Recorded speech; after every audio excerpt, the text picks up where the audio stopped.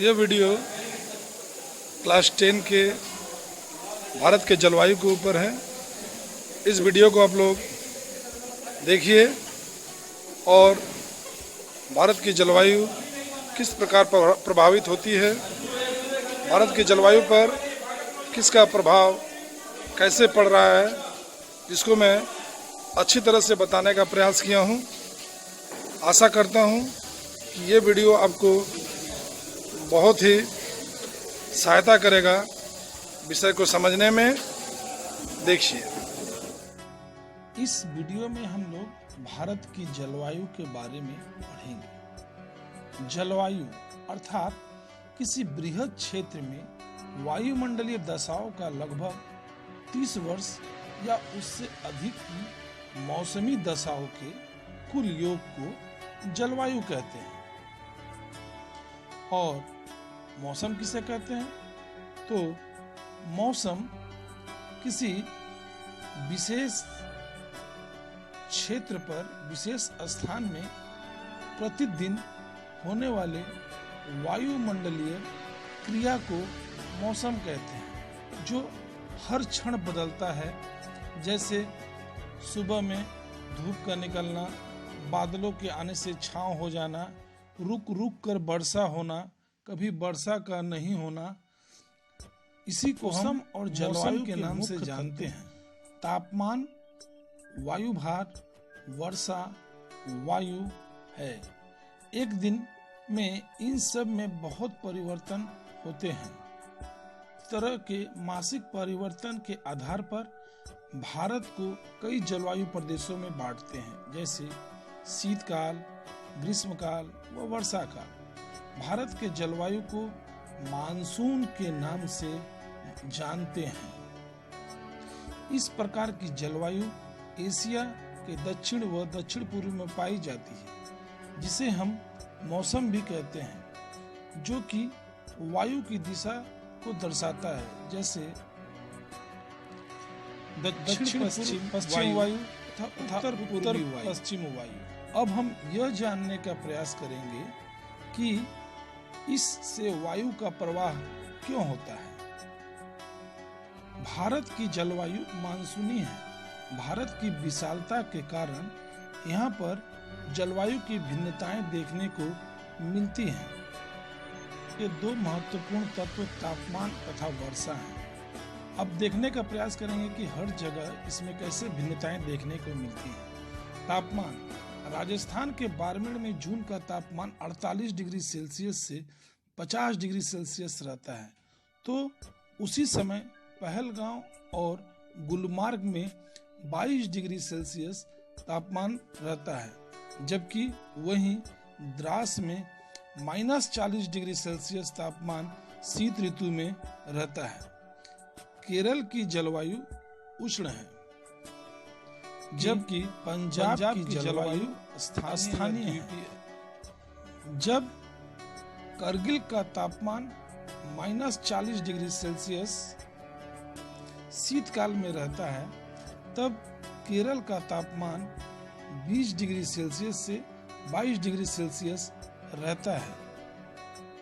केरल तथा यहाँ के मालाबार तट का वार्षिक तापांतर 3 डिग्री सेल्सियस रहता है। वार्षिक तापांतर अर्थात सबसे गर्म और सबसे ठंडे दिनों के बीच का ताप का अंतर होता है। भारत के मध्य भाग में तापांतर 20 डिग्री सेल्सियस रहता है। इसका कारण है समुद्र तटीय क्षेत्रों से दूरी।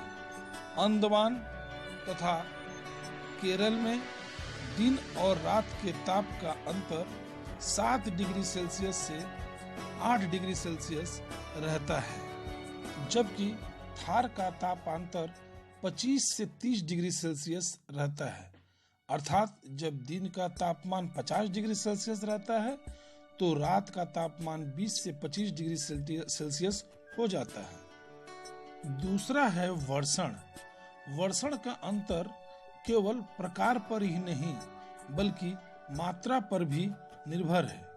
हिमालय पर हिम वर्षा होती है, तो बाकी क्षेत्रों पर केवल वर्षा होती है। चेरापूंजी और मौसिनराम में 1100 सेंटीमीटर वार्षिक वर्षा होती है, तो राजस्थान के जैसलमेर में केवल 9 सेंटीमीटर ही वार्षिक वर्षा होती है। मेघालय के तुरा में एक दिन में जितनी वर्षा होती है उतना वर्षा जैसलमेर में 10 साल में होती है। जुलाई और अगस्त के महीने में कोरोमंडल तट शुष्क रहता है, तो उसी समय गंगा के डेल्टाई क्षेत्रों और उड़ीसा के मैदान पर तूफान आता है। भारत के अधिकांश क्षेत्र पर जून से सितंबर के महीने में वर्षा होती है, जबकि तमिलनाडु में शीतकाल में भी वर्षा होती है। और यह है भारत का क्षेत्रीय वर्षण की भिन्नताएं। अब हम जानेंगे कि मौसम को नियंत्रित करने वाले कारक क्या हैं। मौसम को नियंत्रित करने वाले कारक 6 हैं: अक्षांश, ऊंचाई, वायुभार तथा पवन प्रणाली, समुद्र से दूरी, सागरीय लहरें तथा उच्चावच। सबसे पहले ये जानने का प्रयास करेंगे कि अक्षांश किस तरह से तापमान को प्रभावित करती है। पृथ्वी अपने अक्ष पर 23.5 डिग्री झुकी हुई है। सूर्य की किरणें भूमध्य रेखा पर सीधी पड़ती हैं और ध्रुवों की तरफ तिरछी, जिस कारण भूमध्य रेखा से ध्रुवों की तरफ जाने पर तापमान कम होता चला जाता है।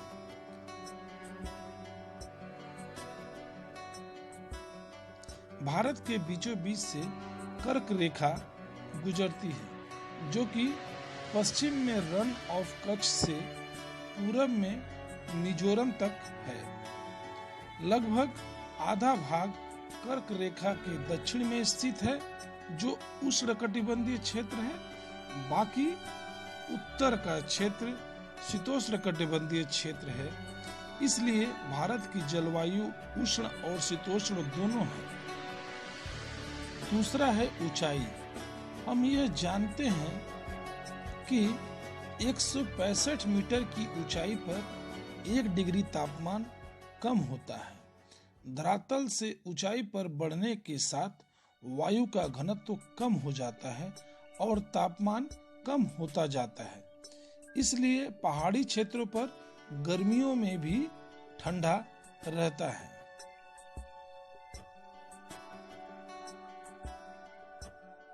भारत के उच्चावच में भी बहुत भिन्नताएं हैं। भारत में पर्वत, पठार और मैदान तीनों अवस्थित हैं। इसलिए सभी जगहों के तापमान में भिन्नताएं पाई जाती है। हिमालय की औसत ऊंचाई 6000 मीटर है, तो मैदानी क्षेत्र की ऊंचाई लगभग 30 मीटर है।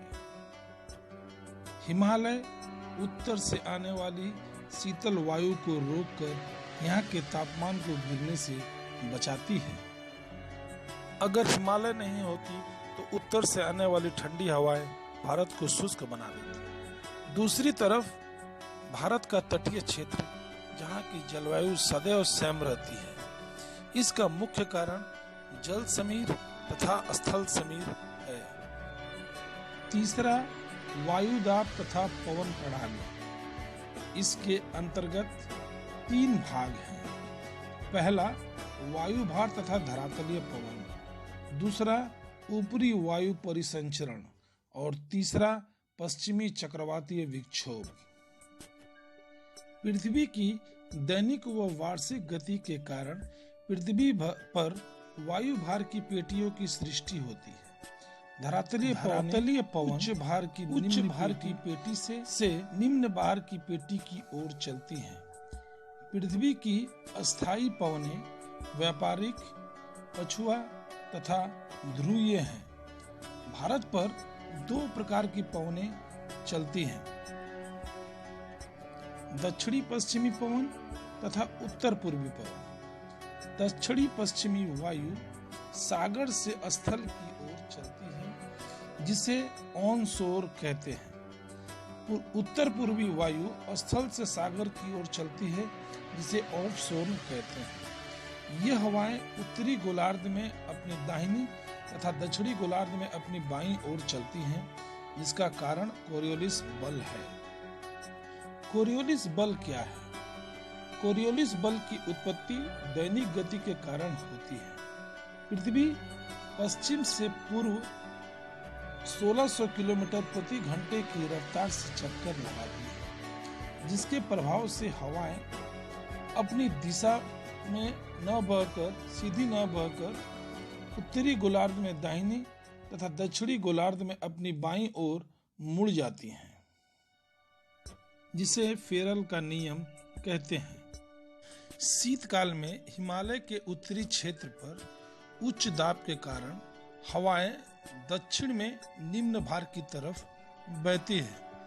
गर्मी में उत्तरी क्षेत्र पर निम्न भार की स्थिति तथा दक्षिणी गोलार्ध पर उच्च भार होने के कारण दक्षिण से आने वाली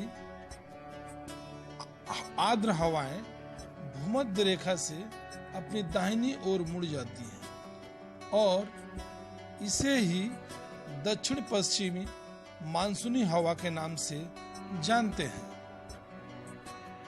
ये हवाएं सागर से आने के कारण अपने साथ आर्द्रताओं को लेकर आती है। इस क्षेत्र पर ऊंचाई पर एक तीव्र गति की वायु पश्चिम से पूर्व की तरफ बहती है, जिसे हम जेट स्ट्रीम के नाम से जानते हैं। यह हवा पृथ्वी पर 27 से 30 डिग्री उत्तरी एवं दक्षिणी अक्षांशों पर बहती है, जिसे हम उप उष्ण पछुआ हवा के नाम से जानते हैं। ये हवा भारत पर हिमालय के दक्षिण में ग्रीष्म ऋतु को छोड़कर सालों भर बहती है, जबकि ग्रीष्म ऋतु में ये हवाएं हिमालय के उत्तर में बहती हैं। गर्मियों में भारत के प्रायद्वीपीय क्षेत्रों पर, भारत के मध्यवर्तीय क्षेत्रों पर लगभग 14 डिग्री उत्तरी अक्षांश पर पूर्वी जेट स्ट्रीम का प्रभाव रहता है। पूर्वी जेट धाराएं बहती हैं। शीतकाल में पछुआ हवाएं भारत के पश्चिम में स्थित भूमध्य सागरीय क्षेत्र से आर्द्रताओं को लेकर आती हैं और भारत के उत्तरी और उत्तर पश्चिमी क्षेत्रों पर वर्षा करती हैं। यह हवाएं भूमध्य सागर तथा अटलांटिक सागर से पूरब की ओर प्रवाहित होती हैं तथा वर्षा करती हैं। यह वर्षा रबी की फसल के लिए उत्तम होती है। यही हवाएं पर्वतों पर वर्षा भी करती हैं। अगला है समुद्र से दूरी।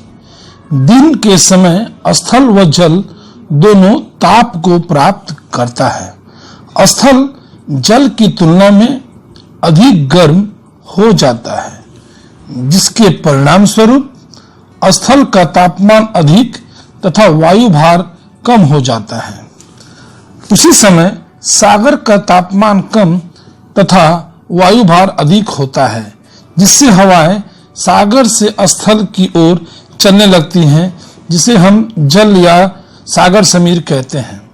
और रात में सागर की तुलना में जल्दी ठंडा हो जाता है, जिसके परिणाम स्वरूप स्थल का तापमान कम तथा वायु भार अधिक होता है और हवाएं स्थल से सागर की ओर चलने लगती हैं, जिसे स्थल समीर कहते हैं। हम जैसे ही तटीय क्षेत्रों से भीतरी भागों पर जाते हैं तो वहां के तापांतर अधिक हो जाते हैं और गर्मियों में अधिक गर्मी तथा ठंडे में अधिक ठंडा पड़ने लगता है।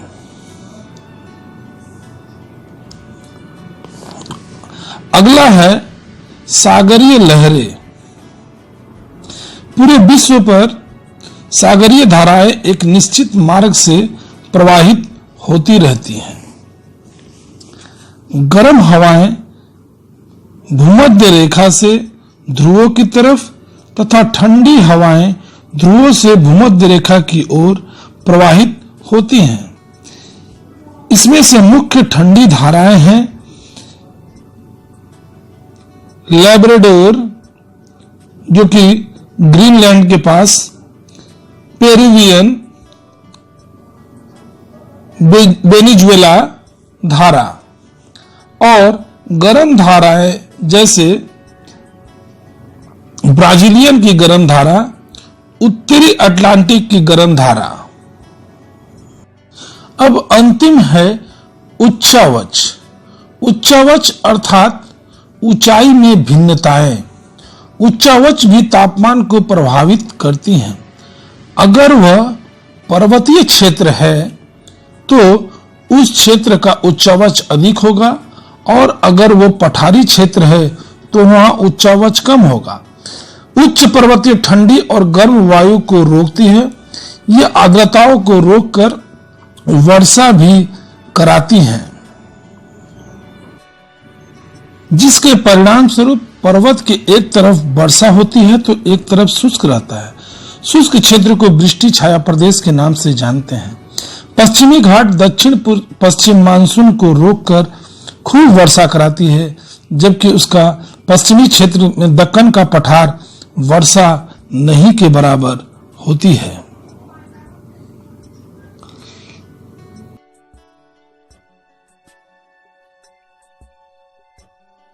अब हम लोग ये जानने का प्रयास करेंगे कि भारत में मानसून की उत्पत्ति किस प्रकार होती है।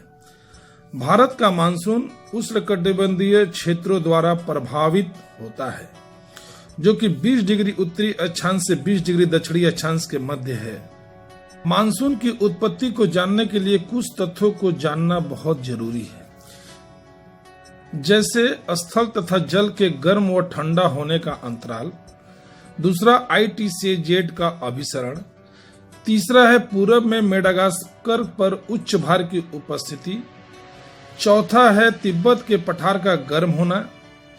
पांचवा है पश्चिम तथा पूर्वी जेट प्रवाह, तथा छठा है एल नीनो तथा एनसो की उत्पत्ति। स्थल भाग का गर्म व ठंडा होना हम लोग पहले ही देख चुके हैं कि कहां और कैसे निम्न भार तथा उच्च भार की उत्पत्ति होती है। अब हम लोग दूसरा देखेंगे, यानी ITCZ का अभिसरण। अगर हम लोग पृथ्वी को देखेंगे तो यहाँ कई महत्वपूर्ण वायुभार की पेटियां हैं। पहला, भूमध्य रेखीय निम्न वायुभार की पेटी। दूसरा है उप उष्ण उच्च वायुभार की पेटी। तीसरा, उपध्रुवीय निम्न वायुभार की पेटी, तथा चौथा ध्रुवीय उच्च वायुभार की पेटी। मध्य भाग में अधिक गर्मी पड़ने के कारण इसे उष्ण क्षेत्र भी कहते हैं। रेखा पर निम्न वायुभार के कारण उप उष्ण उच्च वायुभार की पेटियों से हवाएं भूमध्य रेखा की ओर चलती हैं, जिसे हम व्यापारिक या पूर्वी पवन के नाम से जानते हैं। दोनों व्यापारिक पवन के मध्य भाग को ही ITCZ कहते हैं। ITCZ अर्थात inter tropical convergence zone. ITCZ का उत्तरी व्यापारिक पवन तथा दक्षिण में दक्षिणी व्यापारिक पवन है। ITCZ का उत्तर तथा दक्षिण की तरफ सदैव खिसकाव होता रहता है, जो कि पृथ्वी की एक ही अवस्था में झुकी होकर सूर्य के चारों ओर चक्कर लगाने से होता है। पृथ्वी की वार्षिक गति के कारण 21 मार्च को सूर्य भूमध्य रेखा पर सीधे चमकती है, तो 21 जून को सूर्य की किरणें पृथ्वी के कर्क रेखा अर्थात 23.5 डिग्री उत्तरी अक्षांश पर सीधे चमकती है। 23 सितंबर को सूर्य की किरणें पुनः भूमध्य रेखा पर सीधी चमकती हैं। इस तरह 21 मार्च तथा 23 सितंबर को सूर्य भूमध्य रेखा पर 2 बार चमकती है और इस समय सूर्य की किरणें उत्तरी गोलार्ध में रहता है। 23 सितंबर के बाद से लेकर 21 मार्च तक सूर्य की किरणें दक्षिणी गोलार्ध में रहती हैं। 22 दिसंबर को सूर्य की किरणें मकर रेखा पर सीधी पड़ती हैं। अर्थात 21 मार्च से लेकर 23 सितंबर तक सूर्य की किरणें भूमध्य रेखा से कर्क रेखा और कर्क रेखा से पुनः भूमध्य रेखा पर स्थानांतरित होते रहने के कारण ITCZ भी स्थानांतरित होते रहते हैं। यानी कि सूर्य की किरणों के स्थानांतरण से ही हमारी पृथ्वी पर ITCZ भी भूमध्य रेखा से कर्क रेखा तक तथा कर्क रेखा से भूमध्य रेखा से मकर रेखा के बीच स्थानांतरित होते रहते हैं। कर्क रेखा भारत के बीचों बीच से गुजरने के कारण 21 जून को ITCZ भारत के बीचों बीच होती है, जिससे भारत के मैदानी क्षेत्रों पर 21 जून को गर्मी पड़ती है तथा यहाँ मानसूनी ट्रफ की सृष्टि होती है। मानसूनी ट्रफ क्या है? मानसूनी ट्रफ अर्थात भूमध्य रेखा पर निम्न भार की उत्पत्ति होती है तथा दोनों गोलार्धों की व्यापारिक पवन इस क्षेत्र पर आती हैं। जब सूर्य की किरणें कर्क रेखा पर सीधी पड़ती हैं तो यहाँ गर्मी का मौसम आता है। उसी समय दक्षिणी गोलार्ध पर शीत ऋतु रहता है, जिससे यहाँ तापमान कम तथा वायु भार अधिक हो जाता है। और यही कारण है कि दक्षिणी गोलार्ध की हवाएं उत्तरी गोलार्ध की ओर धीरे धीरे आगे बढ़ने लगती हैं तथा आर्द्र युक्त वायु दक्षिण के सागरों से आर्द्रताओं को लेकर भारत में प्रवेश करती हैं और खूब वर्षा करती हैं। दक्षिण पश्चिमी मानसूनी हवाएं जो पूरे भारत में बहती है, यह दक्षिणी गोलार्ध में उत्पन्न होती है। दक्षिणी गोलार्ध में यह हवाएं दक्षिण पूर्व दिशा में बहती हैं। इस हवा के इस प्रकार से बहने का मुख्य कारण यह है कि मेडागास्कर के पूर्वी भाग पर उच्च भार का होना है। दक्षिणी गोलार्ध में मेडागास्कर के दक्षिण में अधिक उच्च भार होने के कारण ही इस क्षेत्र को मास्करीन उच्च भार के नाम से जानते हैं, जो 30 डिग्री से 25 डिग्री दक्षिणी अक्षांश तथा 40 डिग्री पूर्वी देशांतर से 90 डिग्री पूर्वी देशांतर के मध्य मस्करीन द्वीप के पास पाई जाती है। मस्करीन उच्च भार के कारण यहाँ प्रति चक्रवात की सृष्टि होती है, जिसके प्रभाव से ही मई के मध्य के आसपास ये हवाएं भारत में दक्षिण पूर्व मानसून के नाम से प्रवेश करती है। ध्यान से देखिए, ये हवाएं ऑस्ट्रेलिया के पश्चिमी भाग से अफ्रीका के पूर्वी भाग पर जाती है और अफ्रीका के पूर्वी भाग सोमालिया से टकराकर यह पूरब की तरफ मुड़ जाती है और भारत में प्रवेश करने लगती है। इस तरह यह हवाएं दक्षिणी गोलार्ध में दक्षिण पूर्व से उत्तर पश्चिम की ओर तथा उत्तरी गोलार्ध में दक्षिण पश्चिम से उत्तर पूर्व की ओर चलने लगती हैं। और दूसरा कारण है भारत के उत्तर में स्थित तिब्बत के पठार का गर्म होना, जिसके परिणाम स्वरूप यहाँ निम्न भार की सृष्टि होती है तथा यहाँ पर बंगाल की खाड़ी, अरब सागर तथा दक्षिणी चीन से हवाएं उस स्थान पर जाने लगती हैं, जिससे एशिया के अधिकांश भाग पर वर्षा होती है। अब हम लोग देखेंगे कि पश्चिमी तथा पूर्वी जेट प्रवाह किस प्रकार भारत के जलवायु को प्रभावित करती है। जेट प्रवाह क्या है? जेट प्रवाह पतली पट्टी के रूप में क्षोभ मंडल की ऊपरी सीमा पर बहने वाली एक तीव्र वायु है। यह क्षोभ सीमा के काफी निकट है।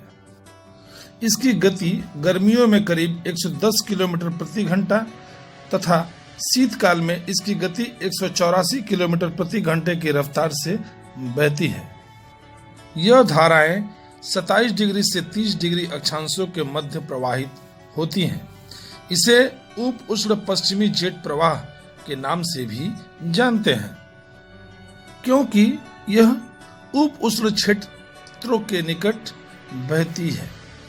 यह सीधी न उड़कर विसर्प के समान उड़ती है। यह कभी झुंड में आगे बढ़ती है तो कभी दो भागों में बढ़ जाती है, फिर यह आगे जाकर एक हो जाती है। यह कई दिशाओं में बहती है। कभी कभी तो यह विपरीत दिशा में भी प्रवाहित होने लगती है। भारत में गर्मियों को छोड़कर यह सालों भर हिमालय के दक्षिण बहती है। सूर्य के उत्तरायण के कारण यह गर्मियों में हिमालय के उत्तर में चली जाती है।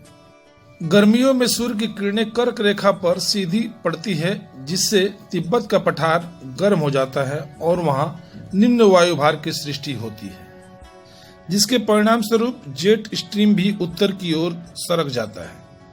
यह जेट स्ट्रीम भारत के मानसून के आगमन तथा मानसून के लौटने को प्रभावित करती है। जैसा कि पहले ही आप जान गए हैं कि तिब्बत के पठार पर अत्यधिक तापमान के कारण निम्न भार होगी तथा चारों ओर की उच्च भार की हवाएं उस स्थान को भरने के लिए चलने लगेंगी। यह सिर्फ चारों ओर से सीधे ही नहीं आती, बल्कि यह अपनी दाहिनी ओर मुड़ जाती है। हवाओं का यह घुमाव कोरियोलिस बल का ही प्रभाव है और इस प्रकार चक्रवात की सृष्टि होती है। यहाँ पर हवाएं घड़ी की सुई के विपरीत चक्कर लगाती हैं, घड़ी के उल्टी दिशा में चक्कर लगाती है, जिसके परिणाम स्वरूप गर्म हवाएं ऊपर जाने लगती हैं और ऊपर जाकर ठंडा होने लगती हैं। यह क्रिया क्षोभ सीमा के निकट होती है। ऊपर की तरफ तापमान कम होने से वहां उच्च भार की सृष्टि होती है। जैसे ही तापमान कम तथा वायु भार अधिक होगा तो वहां की वायु आसपास के निम्न भार वाले क्षेत्रों में जाने लगेगी। वहां ऊपर की तरफ भी हवाएं मुड़कर घड़ी की सुई की दिशा में घूमने लगेगी, जिसे हम प्रतिचक्रवात के नाम से जानते हैं। देखिए, बीच में उच्च भार है और वहां से हवाएं चारों ओर फैल रही हैं। उत्तरी गोलार्ध में चक्रवात घड़ी के सुई के विपरीत तो प्रति चक्रवात घड़ी के सुई के समान घूमती रहती है।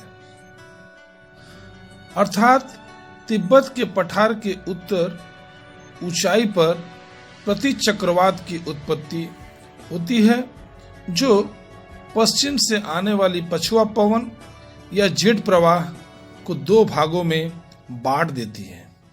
एक तिब्बत के पठार का उत्तरी भाग और दूसरा तिब्बत के पठार का दक्षिणी भाग। और इस प्रकार भारत के उत्तरी भाग में पूर्वी जेट प्रवाह बहती है, जो कि प्रति चक्रवात के दक्षिणी भाग में उत्पन्न होती है। अर्थात गर्मियों में तिब्बत के पठार तथा मध्य एशिया में तापमान अधिक होने के कारण ही भारत के ऊपर से पूर्वी जेट धारा का प्रवाह उत्पन्न होता है। यह हवाएं भारत के मध्य भाग से बहती हुई अफ्रीका की ओर चली जाती है।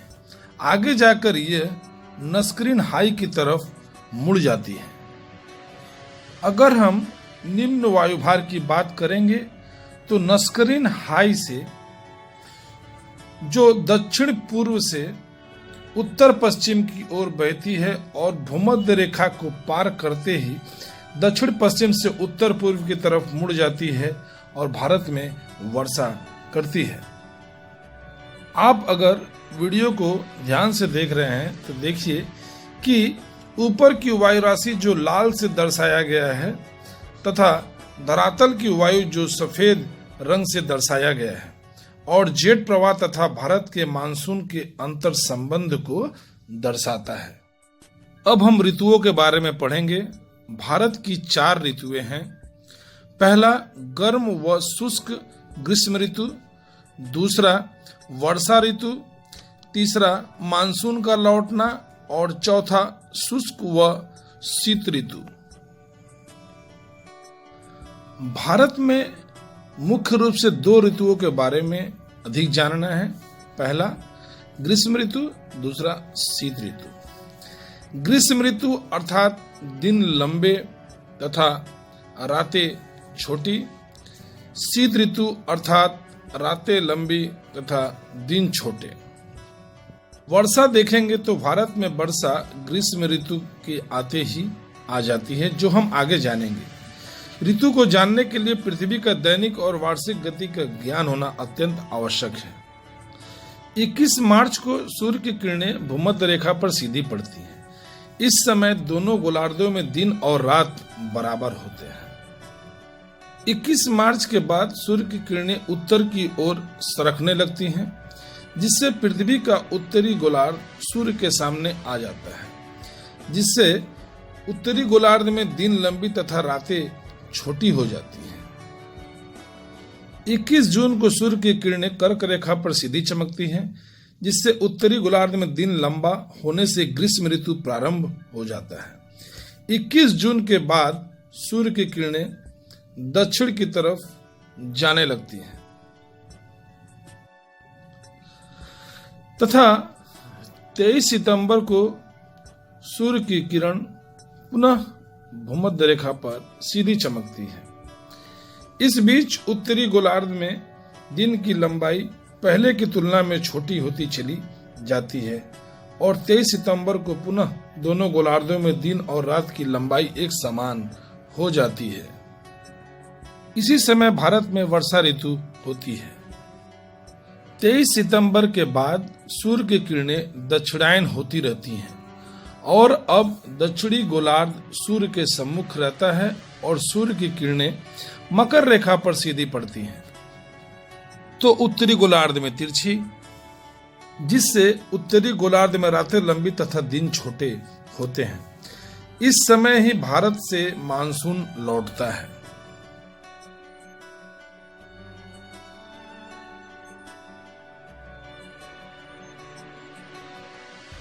बाईस दिसंबर को सूर्य की किरणें मकर रेखा पर सीधी पड़ती हैं। इस समय उत्तरी गोलार्ध में रातें लंबी होती हैं। 22 दिसंबर से लेकर 21 मार्च तक रातें लंबी तथा दिन छोटे होते हैं। परिणाम स्वरूप भारत में शीत ऋतु रहता है। 21 जून से 22 दिसंबर की अवस्था को दक्षिणायन के नाम से जानते हैं, जबकि 22 दिसंबर से लेकर 21 जून की अवस्था को उत्तरायण के नाम से जानते हैं। अब हम भारत के ग्रीष्म ऋतु के बारे में जानेंगे। भारत में ग्रीष्म ऋतु मार्च के प्रारंभ से लेकर लगभग जून तक रहता है। इस समय भारत के मध्य भाग का सामान्य तापमान 32 डिग्री सेल्सियस तथा सबसे अधिक तापमान 40 डिग्री सेल्सियस रहता है, जबकि भारत के पश्चिम का तापमान 48 डिग्री सेल्सियस तक पहुंच जाता है। भारत का उत्तरी मैदान का तापमान दक्षिण भारत के तापमान से अधिक रहता है, कि भारत के निचले भाग पर ताप अधिक होने से सागरीय हवाएं यहां प्रवेश करती हैं। सागरीय हवाएं सम होने के कारण भारत के दक्षिणी भाग का तापमान अधिक नहीं होकर 30 डिग्री सेल्सियस से लेकर 32 डिग्री सेल्सियस के मध्य रहता है। भारत के पठारी तथा पहाड़ी क्षेत्रों का तापमान ऊंचाई के कारण कम रहता है। आंतरिक भागों में तापमान सदैव अधिक रहता है। गर्मी में उत्तर भारत में लू का प्रभाव रहता है। उत्तर भारत की लू एक कठोर, धूल भरी, गर्म तथा शुष्क वायु है जो पश्चिम से पूर्व भारत के उत्तरी मैदानी क्षेत्रों पर प्रवाहित होती है। यहाँ पर लू मुख्य रूप से मई तथा जून के महीने में चलती है।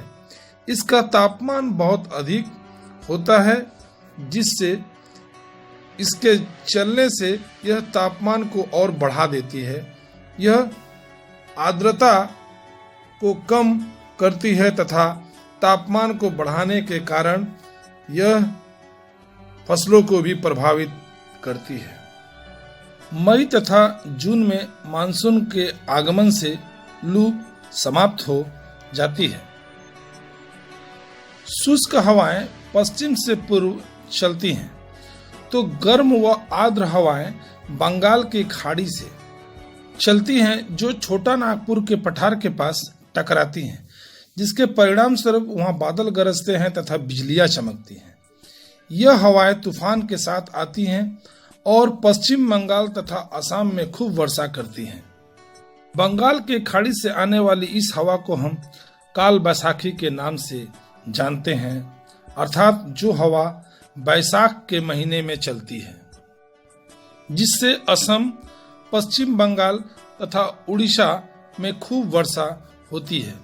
यह वर्षा पश्चिम बंगाल तथा उड़ीसा में चावल के उत्पादन तथा असम में यह चाय के उत्पादन के लिए अति उत्तम मानी जाती है। इस समय केरल तथा कर्नाटक के तटीय भागों पर भी वर्षा होती है, जिसे हम मानसून का आगमन कहते हैं। यह वर्षा आम, चाय और कॉफी के लिए उपयुक्त होती है, जिसे हम आम्र वृष्टि के नाम से जानते हैं। आम को पकने में यह सहायक होती है। कर्नाटक में हम इसे कॉफी वृष्टि के नाम से भी जानते हैं, क्योंकि यह वर्षा कॉफी के उत्पादन के लिए अति उत्तम मानी जाती हैं, अति सहायक होती हैं। अब हम लोग देखेंगे कि जब उत्तरी गोलार्ध में ग्रीष्म ऋतु होती है तो दक्षिणी गोलार्ध में शीत ऋतु, जिससे दक्षिणी गोलार्ध में तापमान कम तथा वायु भार अधिक रहता है। हवाएं उच्च भार से निम्न भार की तरफ चलती हैं, अर्थात दक्षिणी गोलार्ध से उत्तरी गोलार्ध की तरफ। हवाएं दक्षिणी गोलार्ध में दक्षिण पूर्व से उत्तर पश्चिम की तरफ बहती हैं, तो भूमध्य रेखा को पार करते ही ये हवाएं दक्षिण पश्चिम से उत्तर पूर्व की ओर चलने लगती हैं। हिंद महासागर में प्रवेश करते ही ये हवाएं दो भागों में बढ़ जाती हैं, एक अरब सागर तो दूसरा बंगाल की खाड़ी की तरफ बढ़ जाती हैं। अरब सागर की शाखाएं पुनः तीन भागों में बढ़ती हैं। पहली शाखा पश्चिमी घाट की तरफ। पश्चिमी घाट सागरीय तट के समानांतर है। जब हवाएं पश्चिमी घाट की पहाड़ियों पर चढ़ती हैं तो ऊंचाई के साथ तापमान कम होता है, जिससे ऊपर जाकर ये आर्द्र हवाएं बादलों का निर्माण करती हैं। पश्चिमी घाट के पश्चिम की तरफ खूब वर्षा करती है, पर जब यह आर्द्र हवाएं इसे पार कर जाती है तो वह वर्षा नहीं करती, जिससे हम वृष्टि छाया प्रदेश के नाम से जानते हैं। और इस तरह पश्चिमी घाट के पश्चिम की तरफ वर्षा होती है, जबकि उसका पूर्वी क्षेत्र शुष्क रहता है। जैसे पश्चिमी घाट का महाबलेश्वर पर 675 सेंटीमीटर वर्षा होती है, वहीं उसके पश्चिम की तरफ पुणे क्षेत्र, जो कि वृष्टि छाया प्रदेश के अंतर्गत है, वहां वर्षा मात्र 70 सेंटीमीटर या उससे भी कम होती है। वर्षा को मापते कैसे हैं? तो यह एक यंत्र है जिसे हम लोग रेन गेज के नाम से जानते हैं, जिसे हम लोग वर्षा को मापते हैं। जब वर्षा होती है तो इसका मुंह खुल जाता है और वर्षा एकत्र होती है, जिसकी सहायता से मापते हैं कि कितनी वर्षा हुई है। अरब सागर की दूसरी शाखा मुंबई के तटीय क्षेत्र की तरफ प्रवाहित होती है, जो नर्मदा और ताप्ती नदी की घाटियों में बहती है, जिससे भारत के मध्य भाग पर वर्षा होती है। छोटा नागपुर पठार का पश्चिमी भाग लगभग 15 सेंटीमीटर वर्षा इसी शाखा से प्राप्त करती है। फिर यह गंगा के मैदानी भागों में प्रवेश कर बंगाल की खाड़ी से आने वाली हवाओं से मिल जाती है। तीसरी शाखा पश्चिम में सौराष्ट्र, कच्छ तथा पश्चिमी राजस्थान से होते हुए अरावली को पार कर जाती है। यहाँ वर्षा बहुत कम होती है क्योंकि अरावली इस शाखा के समानांतर रहती है। यह शाखा जब आगे जाती है तो आगे जाने पर यह बंगाल की खाड़ी से आने वाली हवाओं से मिलकर पंजाब और हरियाणा में खूब वर्षा करती है। बंगाल की खाड़ी की शाखा सीधे म्यांमार तथा बांग्लादेश के दक्षिणी भाग से टकराती है। म्यांमार के अराकन की पहाड़ियां इन हवाओं को रोकती हैं, जिससे ये हवाएं अपना मार्ग बदलकर पश्चिम बंगाल की तरफ मुड़ने लगती हैं। ये हवाएं आगे जाकर दो धाराओं में बढ़ जाती हैं। एक धारा गंगा के मैदानी भाग में प्रवेश करती है, देखिए मैदानी भाग में प्रवेश कर रही है, तो दूसरी धारा ब्रह्मपुत्र की घाटी में प्रवेश करती है, जिसके परिणाम स्वरूप गंगा के मैदानी भागों पर खूब वर्षा होती है। सबसे अधिक वर्षा पश्चिम बंगाल में करते हुए यह आगे बढ़ती है और पंजाब तक जाते जाते वर्षा कम हो जाती है। कोलकाता में 120 सेंटीमीटर वर्षा होती है, तो पटना में 102 सेंटीमीटर, इलाहाबाद में 91 सेंटीमीटर, तो दिल्ली में 56 सेंटीमीटर वर्षा होती है। जो दूसरी शाखा उत्तर की तरफ चली जाती है वो वहाँ के गारो, खासी, जैंतिया में बहुत वर्षा करती है। यहाँ खासी की पहाड़ियों पर स्थित चेरापूंजी और मौसिनराम में विश्व में सबसे अधिक वर्षा होती है। इस तरह से हम लोग यह जाने कि दक्षिण पश्चिम मानसून की अत्यधिक वर्षा का मुख्य कारण पर्वतों की ऊंचाई है। अर्थात पर्वत ऊंचा होगा तो वो आने वाली आर्द्र हवाओं को रोकेगा। ये हवाएं पर्वतों के ढाल के सहारे धीरे धीरे ऊपर जाएंगे। ऊपर तापमान कम होगा। तापमान कम होने के कारण ये हवाएं बादल बनकर वर्षा करेंगे। दूसरी तरफ तमिलनाडु के क्षेत्र पर इस समय वर्षा नहीं होती, यह शुष्क रहता है और इसका मुख्य कारण है तमिलनाडु का तटीय क्षेत्र दक्षिण पश्चिम मानसून के समानांतर रहता है और इस प्रकार भारत में मानसूनी हवाएं प्रवेश करती हैं। भारत के दक्षिण पश्चिम मानसून का आगमन जून के प्रारंभ से ही शुरू हो जाता है। केरल का तटीय क्षेत्र पर 1 जून, मुंबई के तटीय क्षेत्रों पर 10 जून तथा भारत के सभी क्षेत्रों पर 15 जुलाई से वर्षा प्रारंभ हो जाती है। अभी तक हम लोग देखें कि भारत में मानसून का आगमन किस प्रकार होता है। अब हम लोग मानसून का लौटना देखेंगे। वर्षा की मात्रा धीरे धीरे कम होने की क्रिया में भारत के उत्तर पश्चिम क्षेत्र से सितंबर के शुरुआत से ही प्रारंभ होती है। 15 अक्टूबर तक भारत के प्रायद्वीपीय पठार पर वर्षा समाप्त हो जाती है तथा भारत के दक्षिण पठार तथा दक्षिण में वर्षा की मात्रा मध्य नवंबर तक समाप्त हो जाती है। अब हम लोग थोड़ा दैनिक व वार्षिक गति के बारे में जानेंगे। 23 सितंबर को सूर्य की किरणें भूमध्य है। पृथ्वी पर उस समय दिन और रात बराबर होते हैं। 23 सितंबर के बाद दक्षिणी गोलार्ध सूर्य के सम्मुख हो जाता है।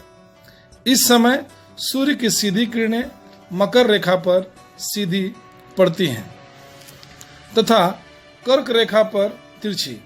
इस समय उत्तरी गोलार्ध में दिन छोटे तथा रातें लंबी हो जाती हैं। इस समय हमारे यहाँ तापमान कम होने लगता है तथा वायु भार बढ़ने लगता है।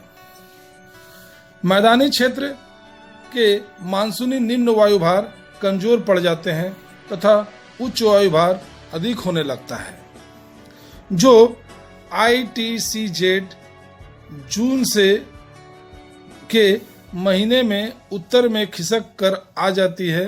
वही ITCZ इस समय दक्षिण खिसक जाती है।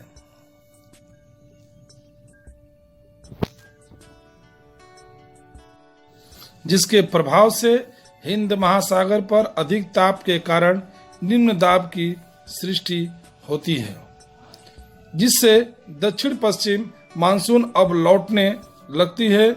यह समय वर्षा ऋतु तथा शीत ऋतु के मध्य का शरद ऋतु है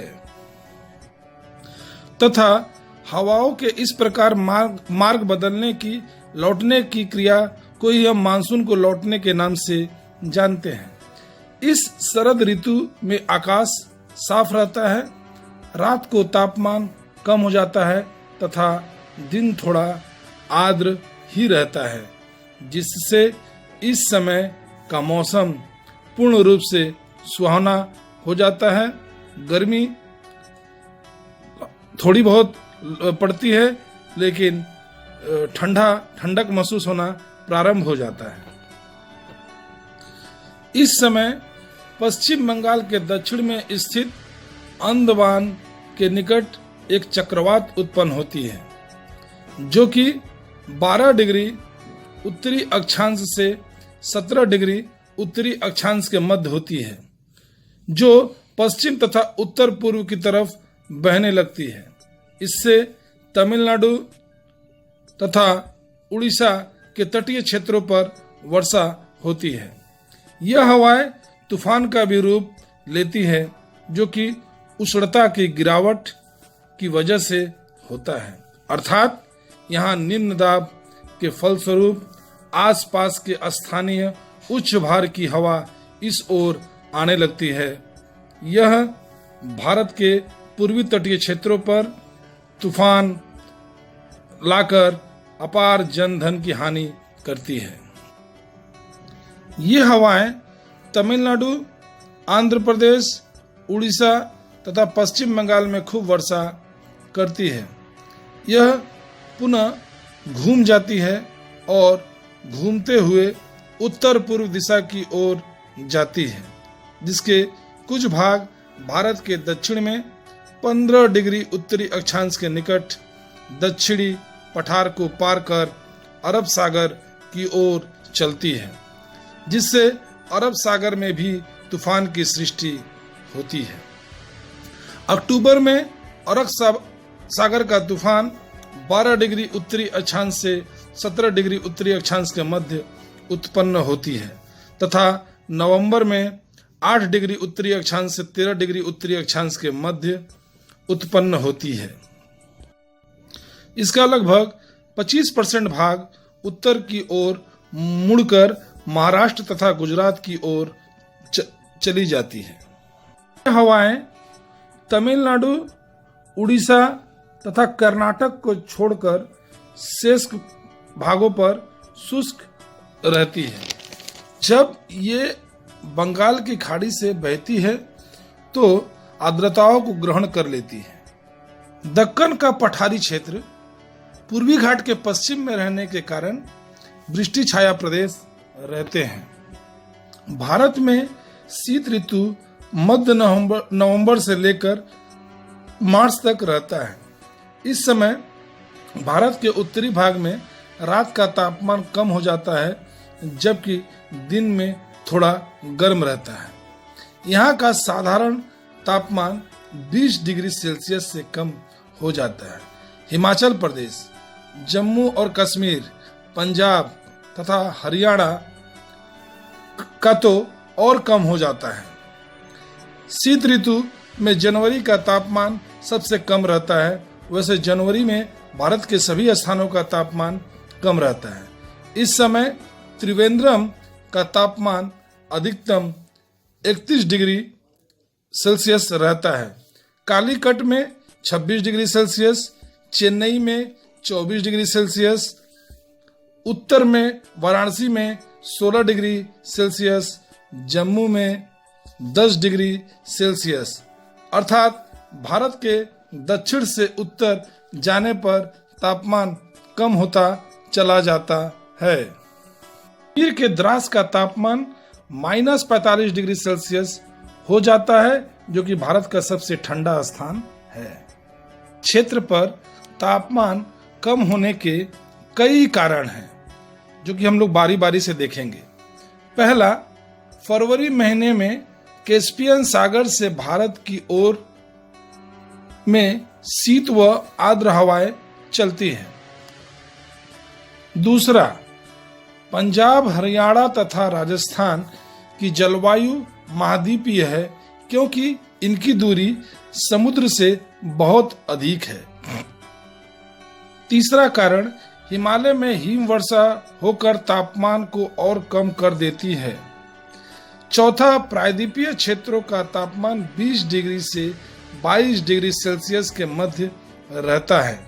तटीय क्षेत्र की जलवायु का समुद्र के निकट होने के कारण सम रहता है, जो कि आगे हम लोग स्थल समीर और जल समीर में यह जान चुके हैं कि समुद्र तटीय क्षेत्र की जलवायु सम कैसे रहती है। जून में त्रिवेंद्रपुरम का तापमान 29.5 डिग्री सेल्सियस, जबकि जनवरी का तापमान 31 डिग्री सेल्सियस रहता है। इसीलिए उत्तर भारत से शुष्क हवाएं दक्षिण की ओर चलने लगती हैं। यह हवाएं उत्तर पूर्व से दक्षिण पश्चिम की तरफ चलती हैं, इसलिए इसे हम लोग उत्तर पूर्वी मानसूनी हवाओं के नाम से भी जानते हैं। भारत के कुछ क्षेत्र ऐसे हैं जहां शीतकाल में भी वर्षा होती है, तथा मध्य भारत तथा प्रायद्वीपीय भाग के उत्तरी क्षेत्र पर भी कभी कभी थोड़ी वर्षा देखने को मिलती है। यह वर्षा रबी की फसल के लिए अति उत्तम मानी जाती है।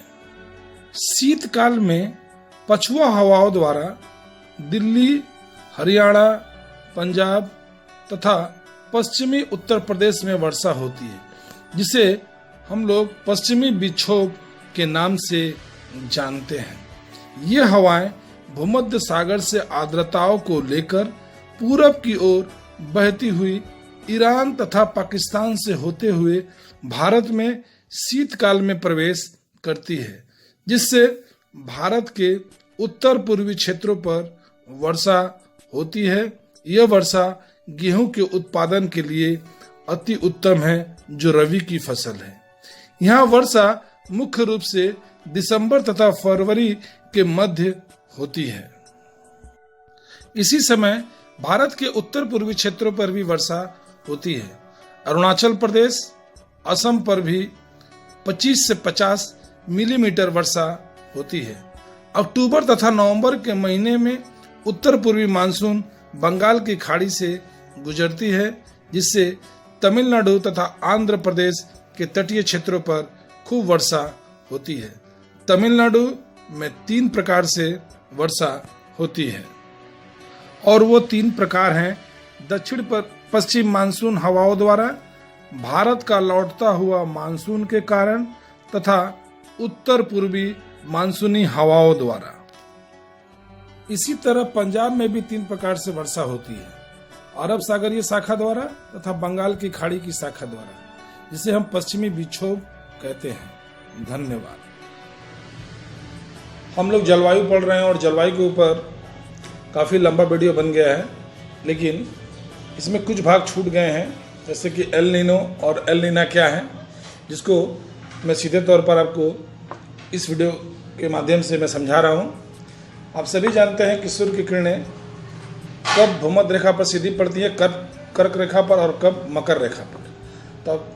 तो सूर्य की किरणें मकर रेखा पर 22 दिसंबर को सीधी पड़ती हैं।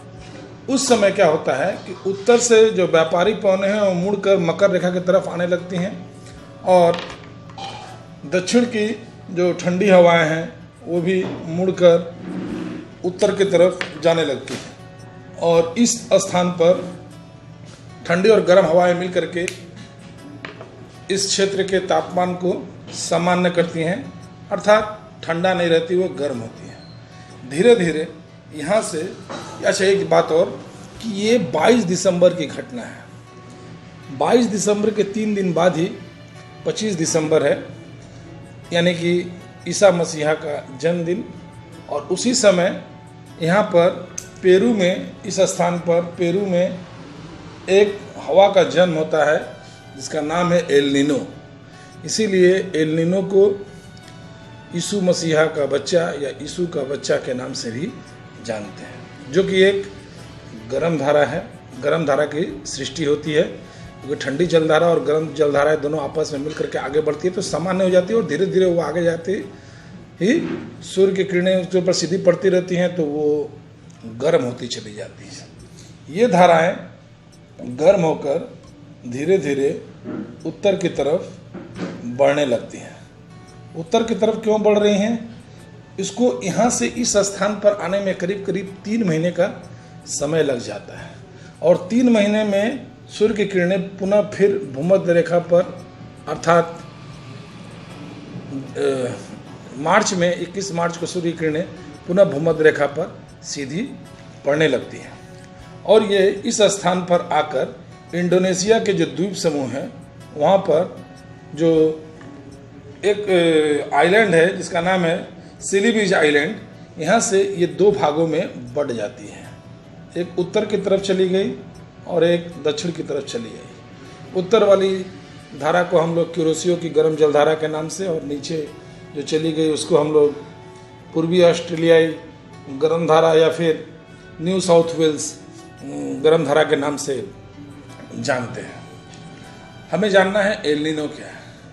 यही गर्म धारा जब सुंडा, मलक्का और माक्सकर की जलसंधियों से होते हुए भारत में पहुंचता है तो इस स्थान पर वो आकर यहाँ के तापमान को काफ़ी अधिक बढ़ा देता है। तापमान यहाँ का बढ़ जाता है। जल है तो वहाँ के जल को भी गर्म कर देता है। तो होता क्या है कि जून के समय में जब सूर्य की किरणें मकर रेखा पर सीधी पड़ती हैं, अर्थात हमारे भारत पर सीधी पड़ती हैं, तो यहाँ पर निम्न वायु भार की सृष्टि होती है, और सागरों पर तापमान कम रहता है तो उच्च वायु भार की सृष्टि होती है, और उस समय ये आर्द्र हवाएं भारत में पहुंचकर वर्षा खूब करती हैं। लेकिन एल नीनो के प्रभाव से क्या होता है कि ये जो मानसूनी हवाएं हैं वो ये हवाएं भारत में न जाकर के ये हवाएं इस तरफ आगे बढ़ने लगती हैं जहाँ पर एल नीनो ने तापमान को अधिक कर दिया है, बढ़ा दिया है, और यहाँ निम्न भार हो गया है। तो यहाँ भी तापमान अधिक और यहाँ भी भारत में भी तापमान अधिक। इन दोनों में जो हमारे भारत की मानसूनी हवाएं हैं वो भारत में न जाकर इस क्षेत्र पर वर्षा करती हैं, और इसे ही हम लोग एल नीनो का इफेक्ट के नाम से जानते हैं। और ये हर 4 या 5 साल में भारत में एक बार जरूर होती है, जिससे भारत के आसपास के क्षेत्रों में सूखा पड़ता है। दूसरा है एल नीना। एल नीना क्या है? एल नीना इसी पेरू से ही जन्मा एक ठंडी जलधारा है जो सामान्य रूप से हर साल ही चलती है, और वो धीरे धीरे इस तरफ आती है, अपने पश्चिम की तरफ बहते हुए पुनः वो इंडोनेशिया के तट। वैसे तो ये गर्म जलधारा, क्योंकि ये भूमध्य रेखा पर आते आते गर्म हो जाती है, लेकिन यहाँ की तुलना में इसका तापमान कम है, इसलिए ये हिंद महासागर की तुलना में यहाँ पर इस जगह पर इंडोनेशिया के पास ये ठंडी धारा के ही नाम पर है। अर्थात हिंद महासागर का तापमान जितना है उसकी तुलना में इसका तापमान और कम है, और पुनः यह सुंडा, मलक्का, मक्सर की जलसंधियों से होते हुए हिंद महासागर में पहुंचता है।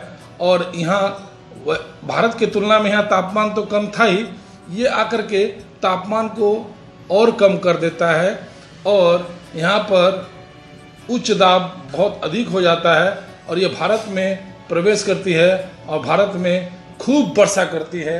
यानी कि एल नीनो वर्षा अधिक करती है, एल नीनो से सूखा अधिक पड़ता है, तो एल नीना से वर्षा अधिक होती है। इन दोनों में यही अंतर है। वैसे तो कहा जाता है कि एल नीनो पुरुष प्रधान है, यीशु मसीहा का बेटा, तो उसी तरह एल नीना उसकी छोटी बहन है जो शीतलता प्रदान करती है, जिससे खूब अधिक वर्षा होती है। दोनों का जन्म पेरू से ही होता है। एल नीनो सूखा कर रहा है और एल नीना खूब वर्षा करवाने में सहायक हो रही है। यही इन दोनों की विपरीत विशेषताएं हैं। आशा करता हूं कि आप लोगों को पूरा वीडियो अच्छा लगा होगा। अब आप लोग किताब को फॉलो कीजिए। अगर कुछ समझ में ना आए तो तुरंत आप लोग प्रश्न को पूछिए।